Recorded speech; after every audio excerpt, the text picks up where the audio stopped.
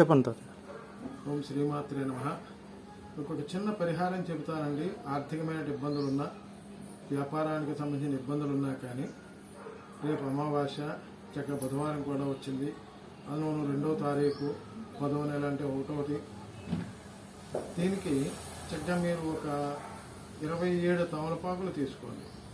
27 తమలపాకులు తీసుకుని, అంటే కొంచెం మంచి రకంగా ఉండేట్టుగా, సమానంగా ఉండేట్టు, మరీ చిన్నవి కాకుండా మరీ పెద్దవి కాకుండా చిన్నవి కాకుండా మంచివి తీసుకుని రేపు ఉదయమే చక్కగా స్నానం చేసి చక్కగా మీ ఇష్టదైవాన్ని, కులదైవాన్ని తలుచుకుంటూ కానీ ఏదైనా మీకు నచ్చినటువంటి దేవుణ్ణి తెలుసుకుంటూ చక్కగా తమలపాకుల మధ్యలో గంధం బొట్టు పెట్టండి.